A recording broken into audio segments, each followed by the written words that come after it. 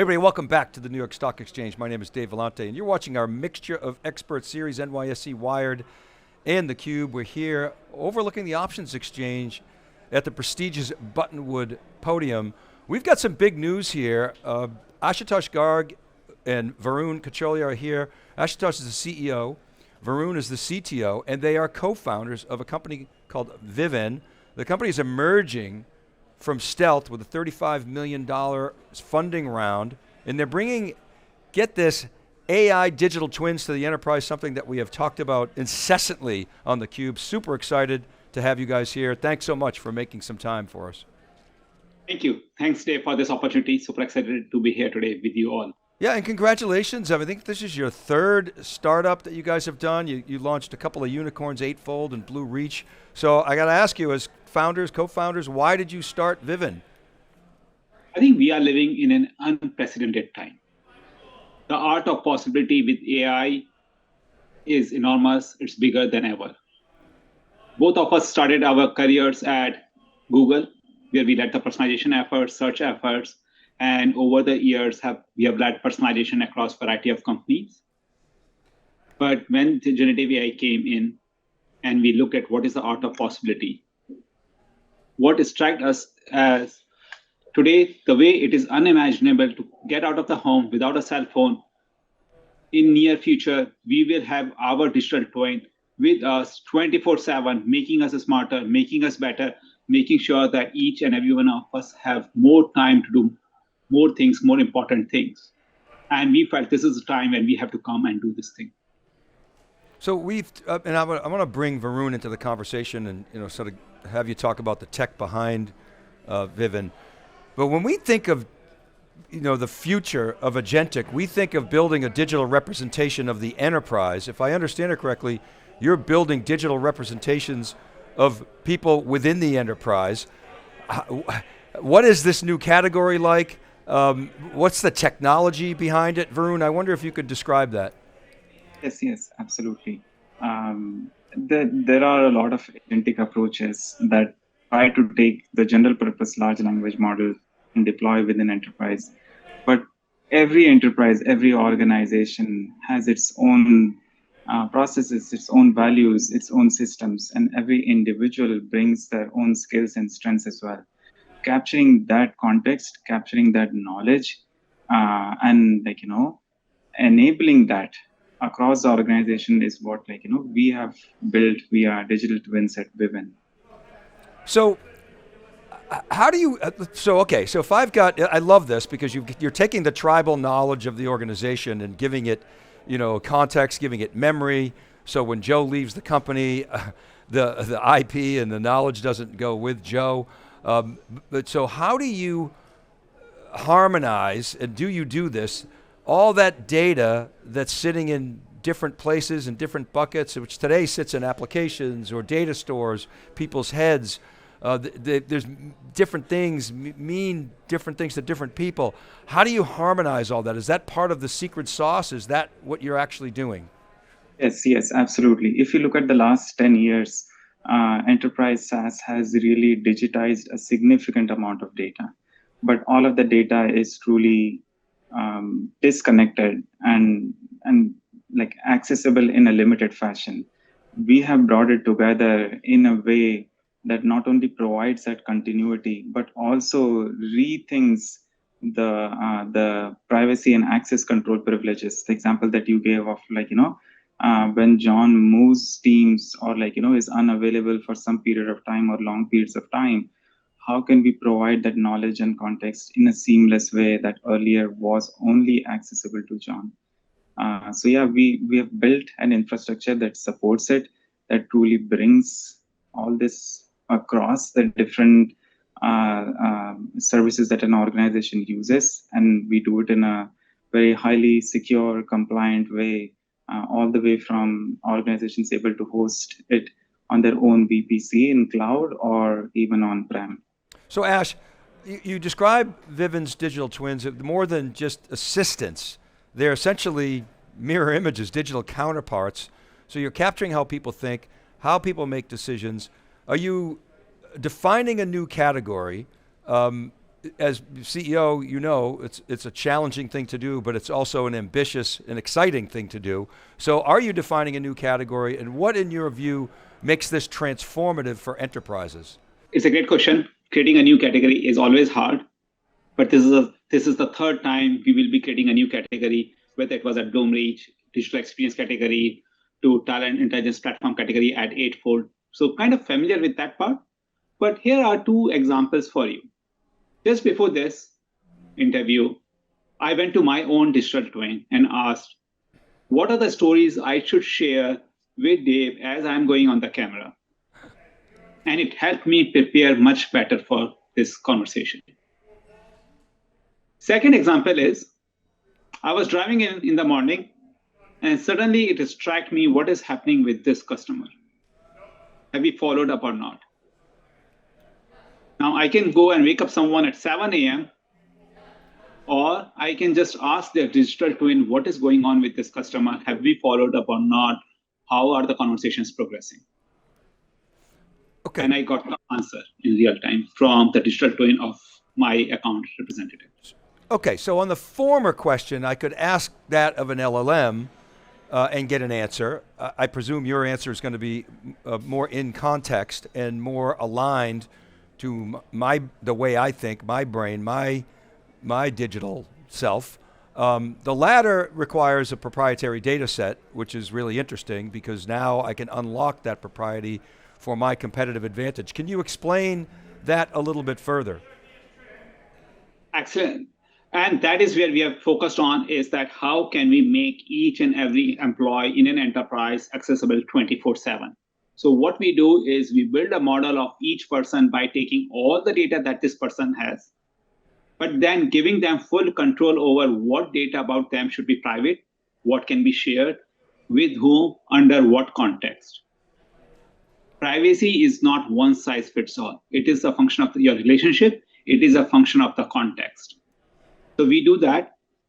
This person, I was asking the question, they have full visibility into what I asked, what answer their digital twin provided back to me, so that if they want, they can go modify it.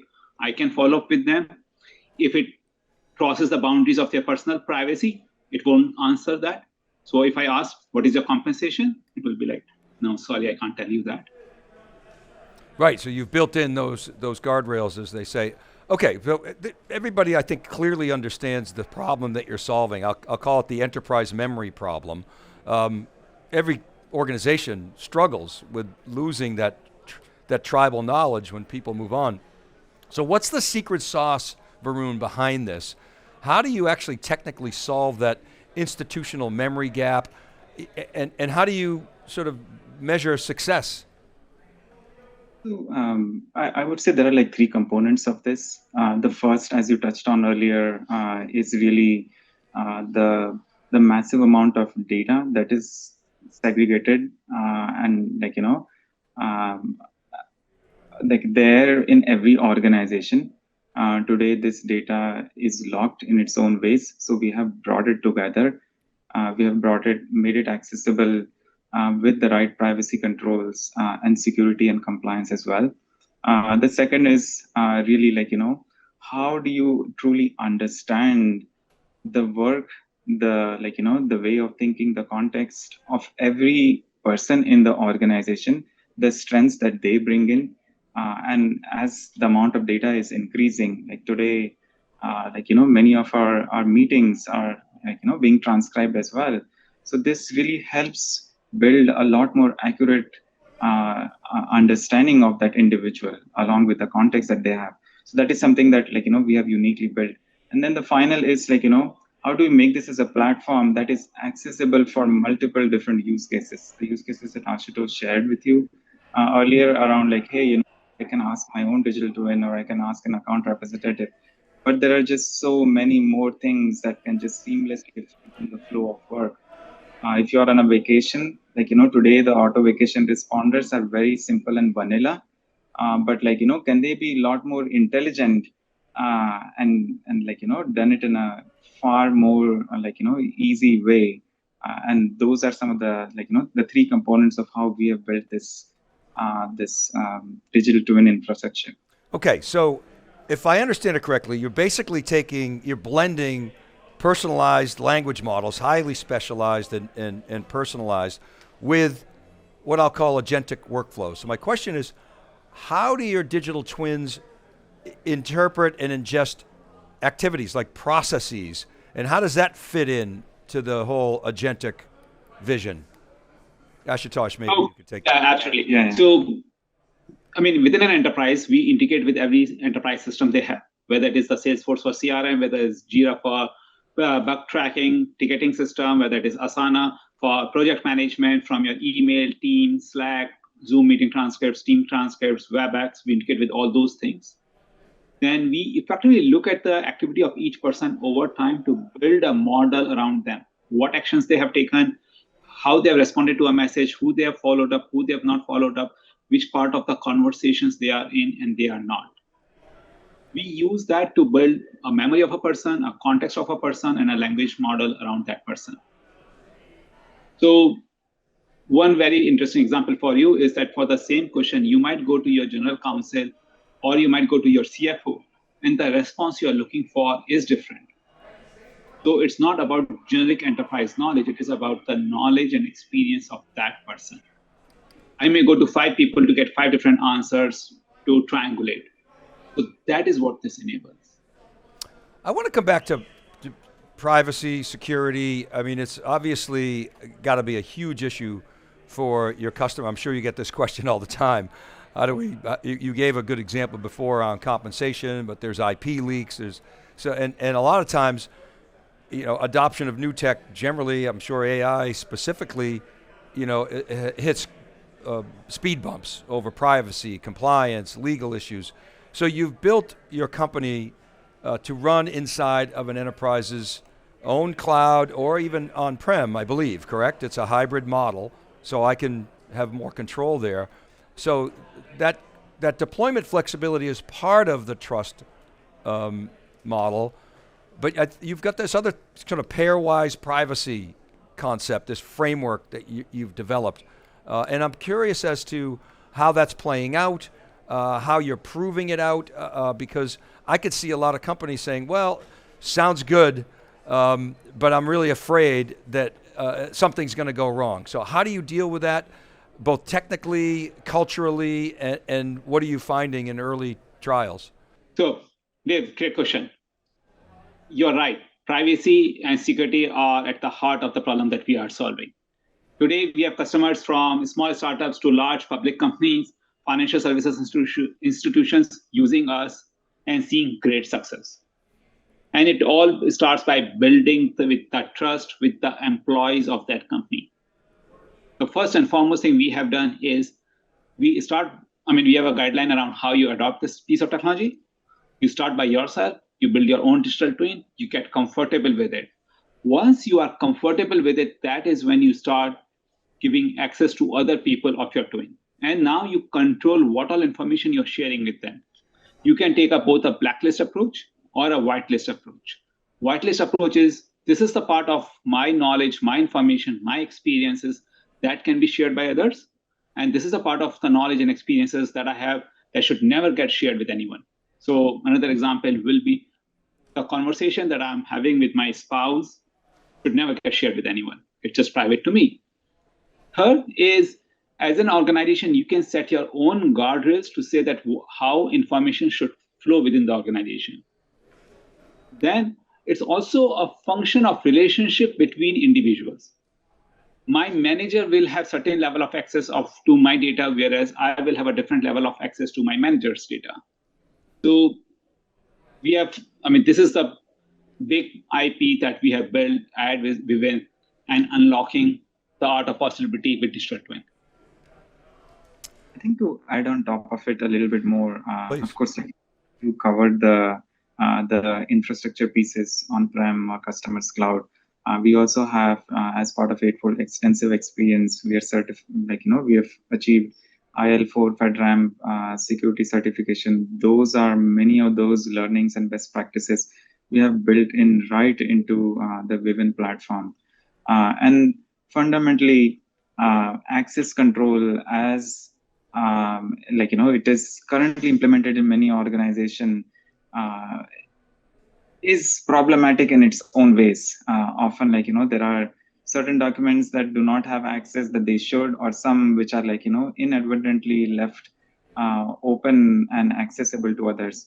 So this is a way where several of our customers, users have really benefited from okay, let's rethink how should knowledge access be provided irrespective of the system where that data or piece of information is coming from, and how do we build auditability into it and visibility into it, and all of this is right there in the infrastructure and platform as well. Yeah, I mean, the way I look at, thank you for that. The way I look at this is you're taking human knowledge and you're turning it into AI infrastructure.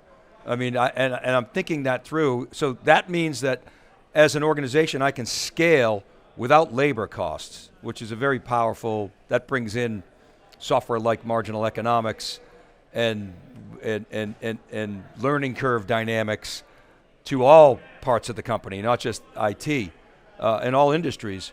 And you're doing this across teams, across geographies. There's no reason that this has no limits in terms of time zones. And so how do you see digital twins becoming sort of a standard layer inside of what Jensen calls, say, an AI factory? Is that your vision, that it will become sort of a part of the stack? Yes, that is correct. Yes. That's the vision. Yes. And if we think about it today, the AI factory, or so to speak, many of the AI agentic platforms are powered by general purpose models, which will be really the same in every single organization, every single team. So how can every organization, every team bring in what makes them click, what makes them successful?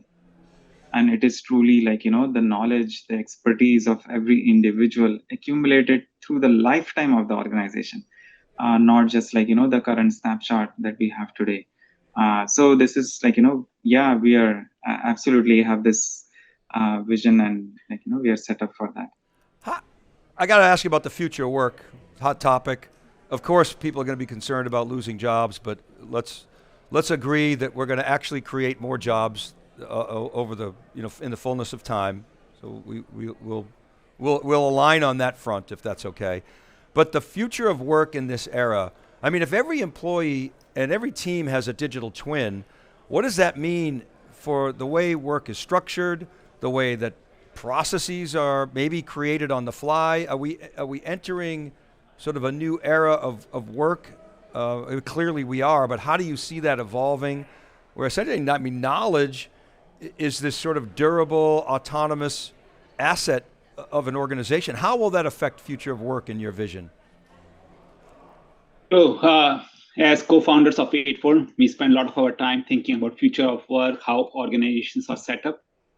You talked about the AI factory. Today, the way AI is approaching it in enterprises is what is the lowest common denominator of the knowledge and experience.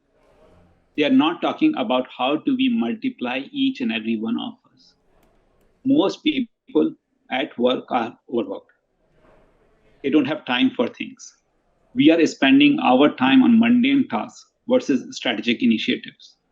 The idea with these digital twins is that they are going to unlock that strategic thinking among people. Now our conversations with each other can be a lot more meaningful. We can take a lot more informed decisions. And all the process stuff, all the basic stuff can be done by digital twin. So for example, filing a simple Jira ticket, updating the Salesforce CRM with some account update, sending an email to someone, all that can be done by my digital twin. But I have the right level of information. I'm better prepared for my meetings. I'm better prepared for customer conversations. I'm just a lot more thoughtful. The other way to think about this is the last 20 years brought us, our human processes, they digitized us to different, processes in via software. And it, many people feel that they spend a good percent of their time, 20-30% of the time, working for the software, whether it is take any system, entering information in. The future of work actually will be how do we free up that time and then have software work for people, giving people the ability to like innovate more, be more creative, and spend more time on things that we all are uniquely positioned to do. So like for us, it is less about like taking jobs away, more about how can we give time back to people, and like accelerate the progress of humanity overall. Yeah, I mean, I want a digital twin. As we were joking earlier, Andrew wants a digital twin, our production lead. So I'm interested in how long this is going to take to build out, so that everyone has a digital twin. But so help me understand what it takes to build a digital twin. What kind of tools do I need? How do you help do that? What does the process look like?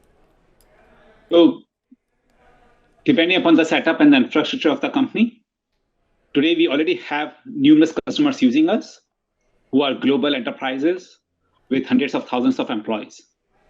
So we are now ready. The reason to come out of stealth mode is now we can start bringing customers on board at a scale and delivering the value. For an enterprise, they can be up and running with us in a matter of weeks. These digital twins look at all the data, train themselves, and then a concept that we have introduced is train your own twin, which is an ongoing process. Similar to the humans, as a new employee, when I join a company, I come in with some information, then every day I'm learning, growing, developing myself. That is how these twins are. I mean, you deploy them in a matter of weeks, and then they start learning based on each and every action and interaction you are having in the enterprise. Well, guys, congratulations, $35 million. Khosla, I think, led the round, Foundation Capital, FPV Ventures. The Operator Collective, I think, is part of this. You've got some angels, some high-profile angels as well. I'll give you the last word. Where do you want to take this company, and how do you see it evolving to become a critical layer of the AI infrastructure wave? We look at it, this is the new fabric of the enterprises. This is going to fundamentally transform how we interact with each other in the organization. How do we access, analyze things? How do we process information?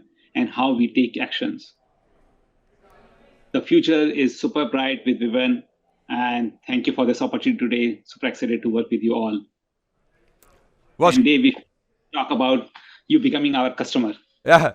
Okay, great. It's great to have you. I'd love to have you face-to-face at the New York Stock Exchange at some point. Ashutosh and Varun, thank you very much, and congratulations, and best of luck to you. Thank you. Thanks. You're very welcome, and thank you for watching our Mixture of Experts series, NYSE Wired, plus theCUBE from the New York Stock Exchange. We'll be right back right after this short break.